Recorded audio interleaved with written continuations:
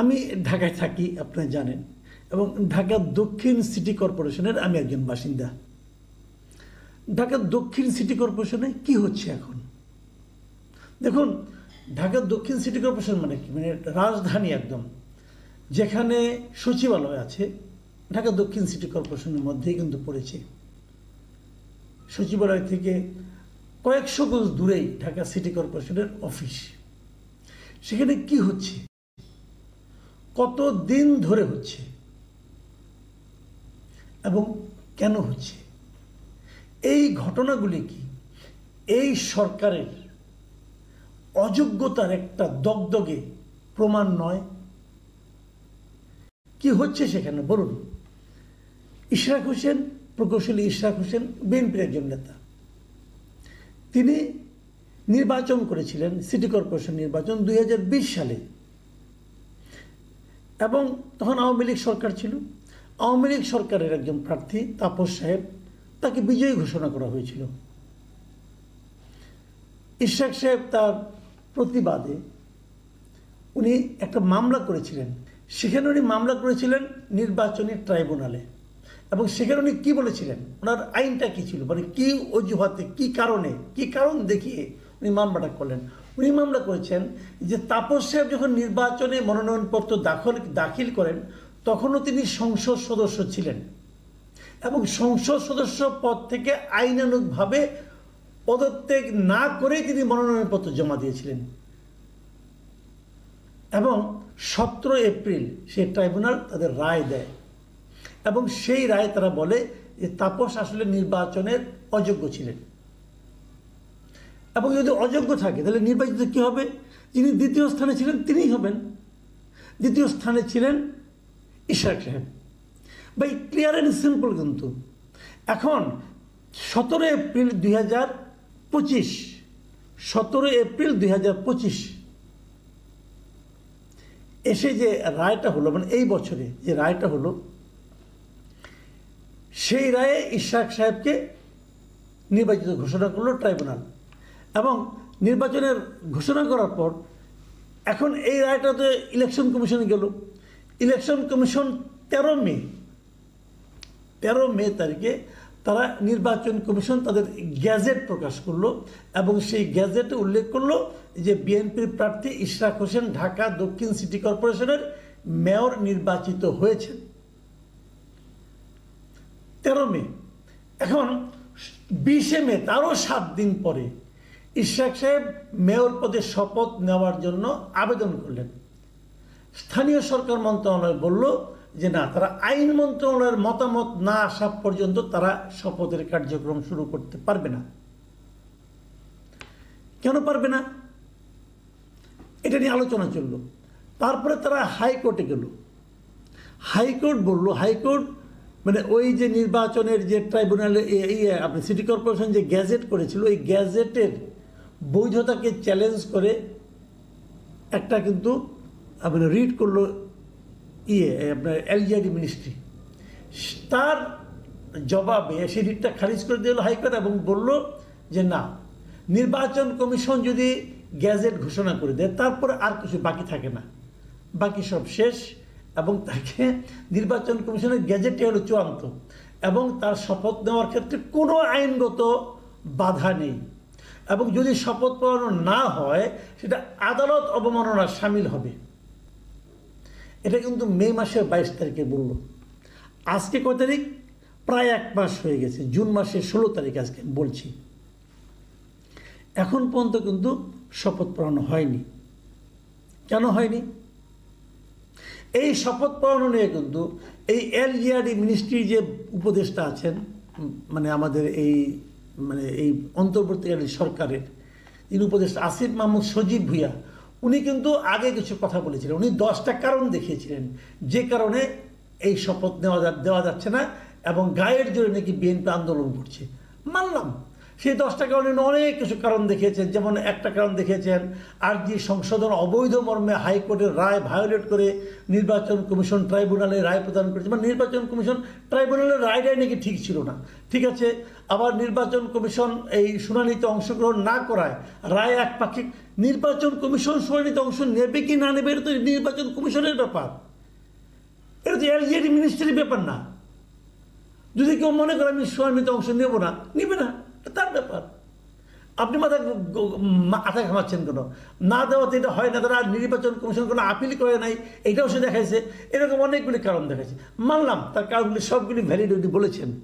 কিন্তু যখন হাইকোর্টের রায় হলো, হাইকোর্ট নিশ্চয়ই আসিফ মাহমুদের এই বক্তব্যগুলি বিচারে নিয়েছেন, নিয়ে তো হাইকোর্ট রায় দিয়েছেন। তো সেই রায়ের আলোকে কেন শপথ পাওয়ানো হচ্ছে না এতদিন ধরে? কি কারণ? কোনো কারণ নেই, কোনো কারণ কেউ দেখাতে পারছে না। ফল কি হলো? এর মধ্যে এটা নিয়ে কিন্তু অনেক পানি ঘোলা হয়েছে, যমুনা অবরোধের মতো ঘটনা ঘটেছে। সকলে আশা করেছিল, আমি নিজেও কালকে একটা অনুষ্ঠানে বলেছিলাম যে বিএনপির সঙ্গে লন্ডনে, মানে তারেক রহমানের সঙ্গে লন্ডনে ইউনূস সাহেবের বৈঠকের পর হয়তো বিএনপি কিছু কিছু ক্ষেত্রে মোলায়েম হয়ে যাবে, ওদের অনেক আন্দোলনই হয়তো তারা আর করবে না। সরকারের সঙ্গে যে বিরোধগুলি ছিল, প্রধান বিরোধ ছিল নির্বাচনের তারিখ নিয়ে, সেটা নিয়ে একটা সমাধানে পৌঁছে গেছে। এবং অন্যান্য যে বিরোধগুলি ছিল, অন্য 3টা বিরোধের কথা আমি বলেছিলাম, একটা হলো চট্টগ্রাম পোর্ট, একটা হলো মানবিক করিডোর, আর একটা হলো ইশরাক হোসেন। তো আমি ভেবেছিলাম ওটার আলোকে হয়তো এই সবগুলি বিএনপি হয়তো আন্দোলন আর করবে না, কিন্তু আমার ধারণা ভুল প্রমাণিত হয়েছে। ইশরাক সাহেব আন্দোলন জারি রেখেছেন, এবং ইশরাক সাহেবের আন্দোলন জারি রাখার পেছনে বিএনপির হাইকমান্ডের কোনো ধরনের সাপোর্ট নাই, এটাও আমি মনে করি না। তো এই জারি রাখার মাধ্যমে, আমি কিন্তু এই জারি রাখার পক্ষে এই কারণে আমি ভেবেছিলাম, আমার ভাবনা ভুল ছিল, আমি স্বীকার করছি, যে এই জারি রাখার মাধ্যমে কি হলো, আমি তো মনে করি এটা আসলে একটা আইনি লড়াই, এখানে একটা নৈতিকতার প্রশ্ন। ইশরাক সাহেবের মেয়াদ কতদিন আছে, এই সিটি কর্পোরেশনের মেয়াদ কতদিন আছে, সেটা নিয়ে আলাদা বিতর্ক, ওই বিতর্কে আমি আপাতত যাবো না। তবে খালি এটুকু মনে রাখি, জনগণ কিন্তু ইশরাক সাহেবকে ভোট দিয়েছে 5 বছরের জন্য। যদি এই স্বৈরাচারী সরকারের কোনো সিদ্ধান্তের কারণে ইশরাক সাহেব যদি ক্ষমতায় বসতে না পারেন, তার জন্য কিন্তু ইশরাক সাহেব দায়ী নয়, এবং জনগণ যে প্রত্যাশা নিয়ে যে ভোট দিয়েছিল সেই জনগণও দায়ী নয়, সেজন্য স্বৈরাচারী সরকার দায়ী। আমি মনে করি না আসলে 5 বছরই থাকা উচিত। যাও, সেটা অন্য প্রসঙ্গ।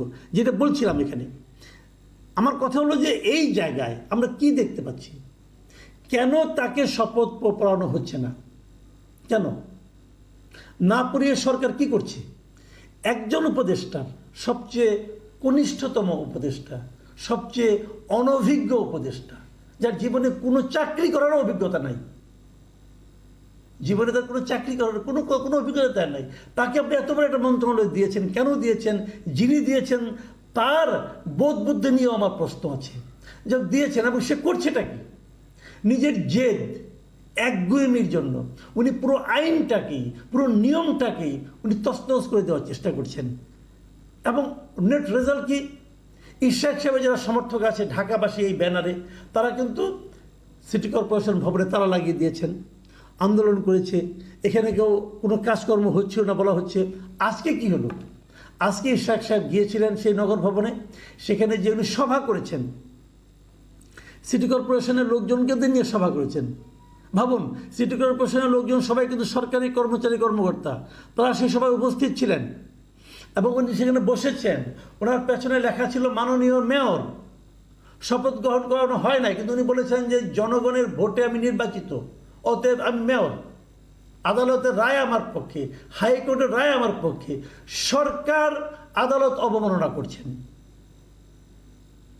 কেন সরকার আদালত অবমাননা করছেন? এই অন্তর্বর্তীকালীন সরকার দায়িত্ব নেওয়ার পর আমরা তাদের কাছ থেকে কী আশা করেছিলাম? আমরা আশা করেছিলাম তারা আইন কানুন মেনে চলবেন, ওনারা সবার সঙ্গে মধ্যে একটা সম্প্রীতি, একটা ঐক্য গড়ে তুলবেন, আমরা একটা ঐক্যবদ্ধ জাতি হিসেবে সামনের দিকে অগ্রসর হব, এইটা আমাদের প্রত্যাশা ছিল। এখন আমি দেখছি এই সরকার বাংলাদেশের মানুষের ঘরে ঘরে মানে একটা ঝগড়া ঢুকিয়ে দিচ্ছে। তুমি ভালো, তুমি ভালো না, তোমাকে দেব না দায়িত্ব, আমার ইচ্ছেই হবে, তুমি ইলেকশন করছো তাতে কী হয়েছে, তোমাকে আদালতে রায় দিয়েছে তাতে কী হয়েছে, আমি সেটা মানবো না। এই যে মানসিকতা, এই যে আচরণ, এই আচরণগুলিকে আপনি কী বলবেন? এই আচরণগুলিকে ন্যায় বিচার বলা যায়? এত বড় একটা উপদেষ্টা পরিষদ, একজন উপদেষ্টার গোয়ার্তুমির কারণে পুরো উপদেষ্টা পরিষদের যোগ্যতা নিয়ে এখন প্রশ্ন উঠেছে। তারা তাদের এই গোয়ার উপদেষ্টাকে বুঝাতে পারেন না যে বাবা তোমার তো বয়স হয় নাই, তুমি অকালে একটা দায়িত্ব পেয়ে গেছো, একটু ঠান্ডা হয়ে চলো, একটু বোঝানোর চেষ্টা করো। তোমার গোয়ার্তুমির কারণে আমরা বেইজ্জতি হচ্ছি, আমাদের যোগ্যতা নিয়ে এখন প্রশ্ন উঠেছে। কি ভয়ঙ্কর! ভাবুন তো একটা জিনিস, ইশরাক সাহেব আজকে শপথ না করেও, এলজিআরডি মিনিস্ট্রি তাদের দায়িত্ব না দেওয়া সত্ত্বেও উনি আজকে মেয়রের মতো অ্যাক্ট করেছেন এবং সিটি কর্পোরেশনের সমস্ত কর্মকর্তা কর্মচারী ওনাকে সহযোগিতা করছেন। সরকারের এরপর আর থাকেটা কি? সরকারের এরপর আর কি থাকে অবশিষ্ট? একটা সরকারের জন্য এর চেয়ে বেইজ্জতি আর কিছু হতে পারে? কেন তারা করছে এমন? আইন মন্ত্রণালয়ের নিতে হবে, পরামর্শ নিতে হবে। আর আইন মন্ত্রণালয় তো হাইকোর্ট দিয়ে দিয়েছে একটা রায়, হাইকোর্ট তো বলে দিয়েছে, উচ্চ আদালত যখন বলে দেয় তারপরে আপনার কি অপিনিয়ন নেবেন?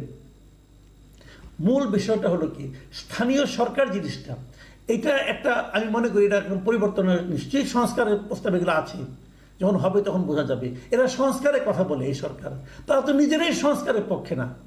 যখন সংস্কার হবে না হবে বুঝলাম, কিন্তু এখন থেকে তো সংস্কারের মানসিকতা আপনাকে লালন করতে হবে। আপনারা তো নিজেরাই সেই সংস্কারের মানসিকতা লালন করেন না, আপনারা আদালতের রায় মানেন না, আপনারা আইন মানেন না, আপনি জনগণের রায়কে তুচ্ছ তাচ্ছিল্য করেন। আপনারা কীভাবে সংস্কার করবেন ভাই? আমি তো বুঝি না, আমি তো বুঝি না এগুলো। প্রিয় দর্শক, আমরা আশা করব এই সমস্যার সমাধান এই সরকার যৌক্তিকভাবে করবে। আমরা এর আশু সমাধান চাই।